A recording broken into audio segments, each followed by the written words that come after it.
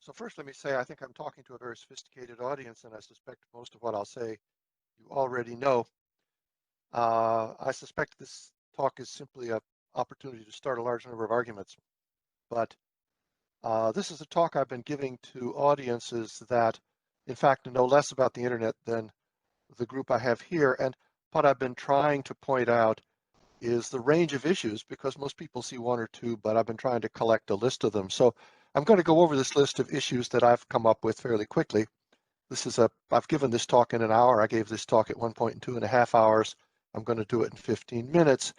So let me just start in and point out that this story starts in about the mid-1990s, when the internet transitioned from being something the US government was paying for to something that the commercial world was developing. And I had this rude awakening that the future of the internet was no longer in the hands of the technologists. It was in the hands of people who were choosing what to invest in. And I had this conversation with an economist who said to me, you know, the internet's about routing money, and routing packets is a side effect, and you really screwed up the money routing protocols. And I said, I didn't design any money routing protocols. And he said, that's what I mean. And so I've been really interested in commercialization. I've realized I need to understand economics. And of course, now I have an economist that works for me. So that's old news, but it continues to be an important issue, of course. We're trying to build what I would call international societal critical infrastructure, depending on private sector investment. And as you get from Bill's talk and other places, there's certain parts of the world where it just doesn't work. And so we have this problem of what is the role of the public sector in a world where, at least in the United States, we worship private sector investment. I put co-opetition in this list because I want to make the point that the internet is built of competing companies that have to interconnect. And the fact that they are both interconnecting and competitors is a barrier to innovation in services, because to innovate in services on the public internet, you have to figure out how to cooperate with your competitor. And they all know how to interconnect on the basis that what we deliver is best effort, which is, you know, you can't really count on what it is, but most of the time it's pretty good. But if you actually try to build an enhanced service there, where you might, for example, ensure quality of service or something, the barriers raised by concerns about sharing information with your competitor are insurmountable in our view. The next thing in this list is centralization. If you talk to any computer scientist, they will, well, maybe some wouldn't say this. Many computer scientists would agree with me when I said that if you can build a solution that's centralized, and I don't mean physically centralized, I mean centralized in terms of control, as alternatively physically centralized as well, it's easier to build. And decentralized, especially when you have decentralized control, is an aspirational virtue that we love about the internet. We think, oh yeah, the email, it's so distributed and everybody can run their own little server and so forth. That's a really hard way to build a system. And the trends we see today towards centralization are occurring for obvious reasons. If you look at something like the email system and you say, well, we have a security problem, we need to change it. Well, you can spend 5 years in a standards body arguing about exactly how to change it, and then half the people don't install it. But if Facebook discovers they have a problem or a new feature they want to put in, they can take a decision to do it, and it can happen in weeks. The other issue, of course, is if the system is centralized, it's easier to monetize it. So I'm merely saying the obvious there. And consolidation, what I mean by consolidation is we do see network effects in this space. Now, we were just chatting over the break, and Christopher said, well, actually, don't make any simplistic assumptions here. Of course, every one of my points here is a simplistic assumption, and we could argue about it for hours, which is something we can't do in the context of this, but worth arguing. But when you see firms that sort of dominate the space like Facebook, well, it shouldn't surprise you that you see a single firm occupying that space, because there are network effects, there are returns to scale, there are tipping markets. And so it's not that these companies are evil. There are circumstances that push in this direction, and they're natural. So when you see centralization and consolidation, you have to see that pushing against those forces is sometimes pushing the rock up the hill, and we should try to do that. But you're pushing the rock up the hill. And finally, convergence, which is you see everybody trying to get into everybody's business. If Facebook dominates the social media, why shouldn't they do video distribution? If YouTube dominates video distribution, why shouldn't they be in the social media space? And And so this sideways migration of successful markets is an important trend. Now, in this case, I'm going to very quickly do my digression here. In certain audiences, I do a 20-minute rant here, but I've been doing a lot of sort of trying to understand the data of the advertising ecosystem, and I think most of the people I'm talking to here will understand all the issues on this slide. When you're the product, not the customer, the forces that shape the way the experience is delivered to you are not in your interest. Erosion of privacy, what makes it sticky. But there are a couple of issues in this space that I want to bring out. And one of them, of course, is that there's a limited amount of money in the advertising ecosystem because the investment in advertising has to do with commerce.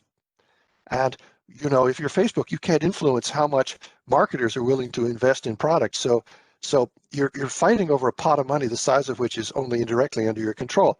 And in fact, Facebook and Google at the moment are capturing most of that pot of money, which means the tail of the curve is starving. And because there's limited room for growth and the big guys are stealing most of the money, I think there may be a transition in this space. I'm working with somebody who's trying to come up with a number, and if anybody here happens to have any numbers here, I'd be interested. But I'd really like to understand what the average internet consumer is spending monthly on internet experience for which they have to pay. And that would include the video experiences, Netflix, the gamers, and things like that. But if you work out what you're worth to this is a US number, if you work out what you're worth to an average advertiser per month, you're worth about $25. And I think we're going to see a transition here to more of an internet experience that's paid precisely because of the pernicious consequences here and people getting frustrated by that. But it's not going to occur by displacing Facebook. It's going to occur because other things are happening that come in with that new model. Let me go on to the next list here of factors that I see shaping the future of the internet. We've already mentioned privacy. I know there's been some talk about that already. I think I hardly need to say anything about it. I didn't put security in the list. I put malice and adverse interest. What I mean by that is my security friends, my technical security friends, well, we have to make things secure. And I ask a computer scientist, what's your definition of secure system? And their answer is very simple. A secure system is one that performs according to its specification, even when it's under attack. Well, that's a good technical definition. It works in some parts of this world. But I actually think the issues that we're dealing with on the internet today are risky and untrustworthy experiences that are created because of the design of the application. That is to say, applications by design are facilitating risky and I would say untrustworthy and unhealthy behaviors. Disinformation does not arise because there's a bug in Facebook. So I want to stress malice and adverse interests and lack of trust, which I should put on this slide, and basically say there's some really deep issues we have to get at here that are going to influence the shape of the internet. Now, platform assets, what I'm getting at here, again, there was a little bit of chat going on in the side channel. If you build an app today, you don't just depend on the public internet. You use cloud, you use CDNs, you use private global networks. If you're more and more, you're depending on app stores. There's a huge set of platform assets on which you depend. And as we look at the future of the internet, you can either very narrowly say, I'm concerned with what we used to call the public global internet, this interconnected thing that carries packets, or I'm concerned about the environment within which applications are being developed. And if applications are being developed in this space, then that's the platform assets that we care about. So, sorry, my timer stopped. Why did my timer stop? Damn, I don't want my timer to stop. How can I tell how long I've talked? So you have 6.5 more minutes. Yeah, I got it. I got my timer started again.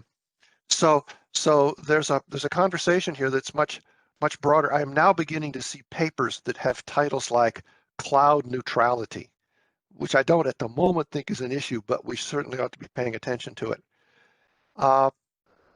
Notice I said most of my forces here are not technical, but there are a couple technology issues. Bill has just talked about 5G or XG or whatever, which is a fearsome buzzword.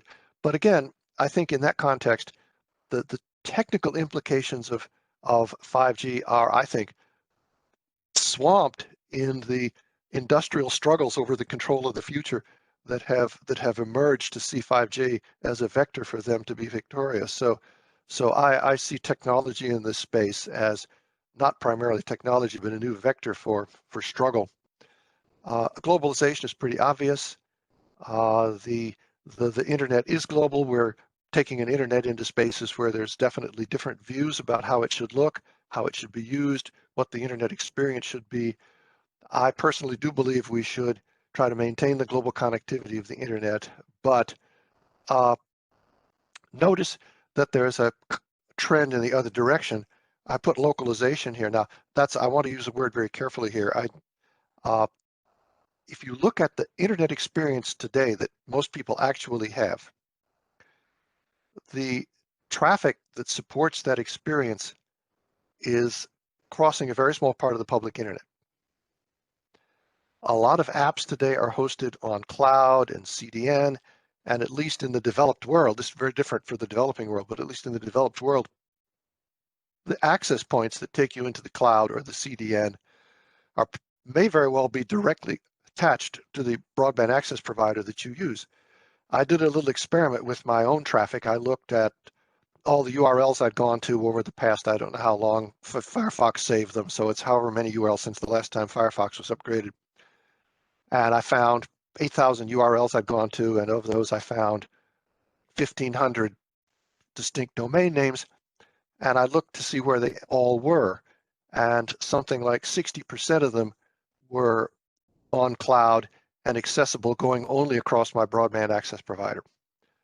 So what that means is the global connectivity of the internet is something I absolutely believe we should try to preserve, but it's not actually what's creating the internet experience today, because the apps are being built on top of these other platform assets, the global network that belongs to Google or Amazon or Microsoft, or just enterprise networks that have global scope. And I think we could argue about whether this is a good thing or a bad thing, and what the future role of the narrowly defined internet is as opposed to this set of platform assets on which we're building the apps. But I think that it's important to understand these trends and why they're happening. And in the long run, of course, the internet exists to build apps. And we should be looking at the evolutionary pattern of apps to understand how that's going to drive the evolutionary pattern of all of the platform assets. The final thing I have here is the role of the government, and I just want to take a couple of minutes to talk about that, because the role of the government is, I think, going to be profoundly increasing over the next years. And I went through this transition in the 1990s when all of a sudden this thing that had belonged to the US government was now a creature of the private sector, and this was a tremendous transition. But as it grew up, the governments were basically saying, we don't know what it is, we want to see it, how it grows up, we're going to take our hands off it. I remember talking to people in the FCC, and they said, yeah, we don't want to think about it, let's see how it grows up. But I remember a chairman of the FCC said to me, by the way, notice when it grows up, it will be regulated, so bear that in mind. I think today a lot of society is saying, well, the internet grew up and I don't like it. I don't like disinformation. I don't like privacy loss. I don't like this. I don't like that. And I think governments are being pushed to say, we need to come in and deal with some of the issues that have been created by this monster. So I made a list on the left-hand side: loss of privacy, lack of trust, abusive behavior, crypto behavior. I mean by that, people behaving anonymously, which is a virtue up to a point, national security, all the things. Those are obvious things on the list.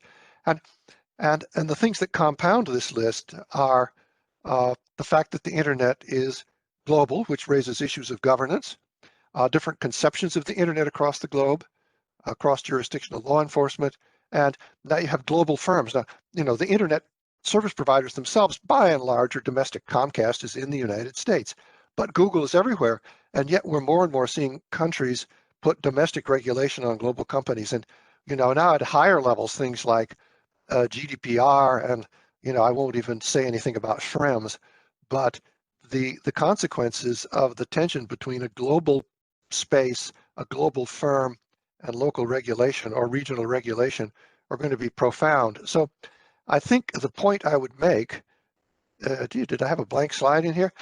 I think we're at a time of transition. It's an inflection point that I think is going to be dramatic, as commercialization was in the 1990s.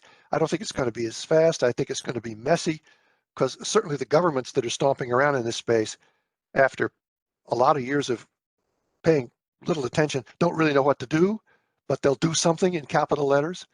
And I think it's going to be tricky, and I think it's going to be profound.